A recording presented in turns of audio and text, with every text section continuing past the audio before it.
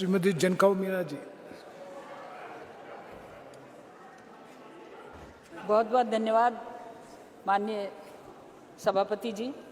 आज मैं अति महत्वपूर्ण बिल जो नई संसद में पहला बिल पेश हुआ, महिला शक्ति वंदन अधिनियम 2023, हृदय से पूरे देश की माता बहनों और नारी शक्ति की तरफ से मैं धन्यवाद देती हूँ और वंदन करती हूँ कि बाबा साहब अम्बेडकर के सपने को साकार करने के लिए आज ये भावना हमारे यशस्वी प्रधानमंत्री नरेंद्र मोदी जी के हृदय में उत्पन्न हुई और उन्होंने उनके द्वारा निरंतर प्रगति के पथ पर चलने का जो प्रयास उनका है उसमें एक मील का पत्थर साबित होगा।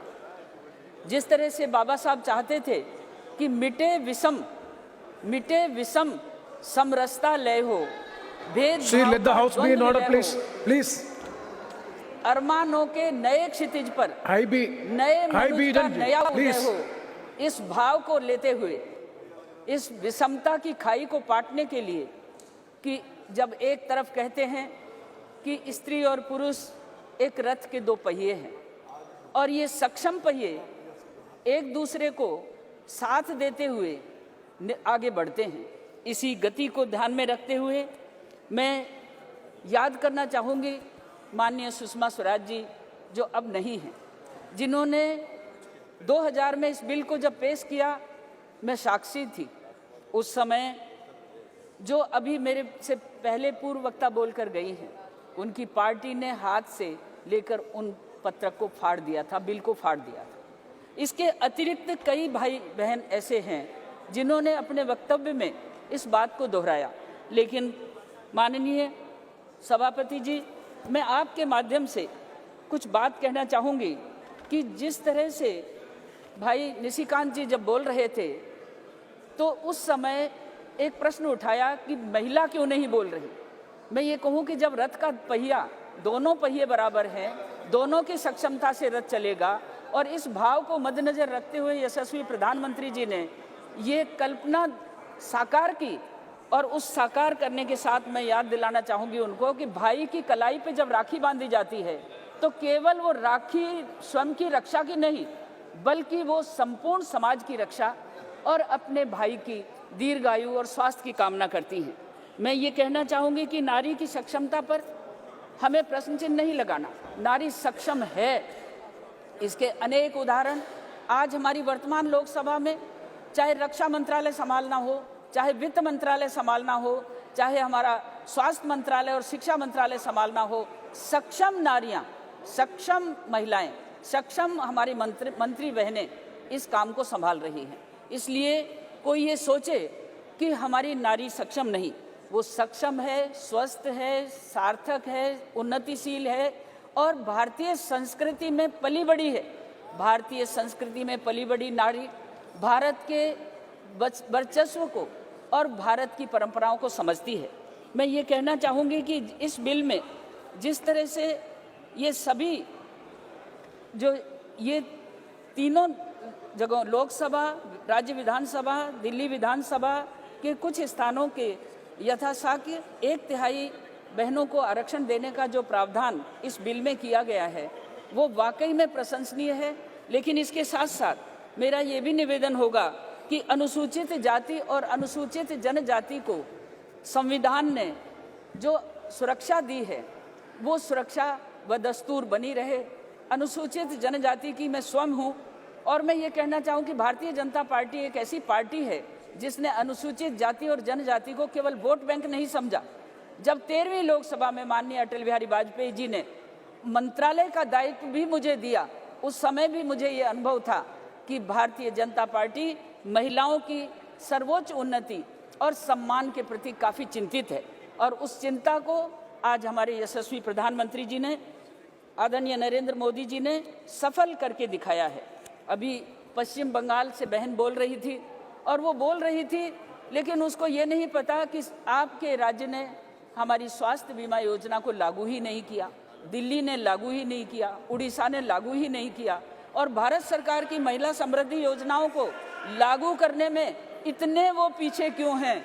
यदि वो महिलाओं की प्रगति को देखना चाहते हैं तो उस प्रगति में महिलाओं से संबंधित भारत सरकार की योजनाओं को अक्सर से लागू करना चाहिए था।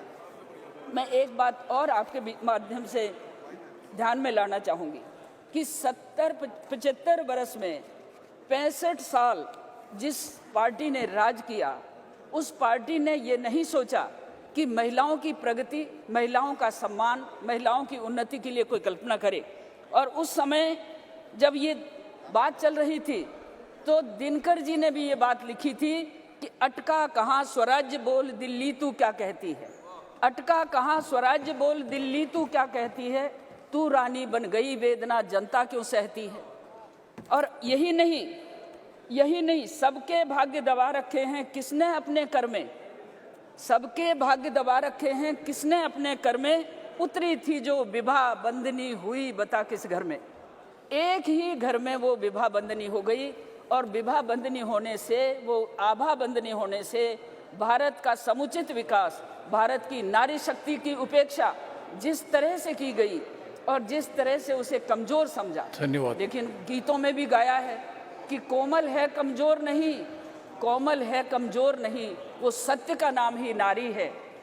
जग को जीवन देने वाली, जग को जीवन देने वाली मौत भी उससे हारी है। मैं ये कहना चाहूँगी आपके माध्यम से कि महिलाओं के क्षेत्र में thank you Bharatiya Janata party की सरकार, माननीय नरेंद्र मोदी जी के नेतृत्व में जिस तरह से वर्तमान लोकसभा में सक्षमता का परिचय दे रही है, और जब ये आरक्षण लागू होगा तो हमारे पिछड़े वर्ग की, हमारी अनुसूचित जाति, हमारी जनजाति की बहनें आज भी जिस सक्षमता से खड़ी हैं और भी अधिक सक्षमता से खड़ी होंगी। अवसर मिलेगा तो निस्संदेह प्रगति होगी, महिला शक्ति उन्नत होगी। और मैं यही कहना चाहूंगी कि जो घर बार संभालती है, जो संतान को जन्म देती है और जो संतान का परवरिश करती है, सेवा शुश्रूषा करती है, वो देश और राष्ट्र की सेवा में भी पीछे रहने वाली नहीं है। मैं आज हम 82 बहनें संसद में हैं, और 82 के 82 बहनें सक्षमता से संसद के बीच में, संसद में कार्यवाही में भागीदार बनती हैं। तो आप ये मान लीजिए कि 75 वर्ष की इस लंबी अवधि में जब हम उस भवन में थे, उस भवन में जब बैठे थे तो हम केवल गिनते थे इशारों से कि इतनी बहनें बैठी हैं। और जब अब नई संसद में ये उद्घोष हो चुका है और ये आज इस बिल पर चर्चा हो रही है, तो मुझे लगता है कि संवैधानिक प्रक्रिया को पूरा करते हुए, संवैधानिक व्यवस्थाओं को पूरा करते हुए जब ये कानून लागू होगा तो आज इस संसद के अंदर 181 बहनें बैठेंगी, 181।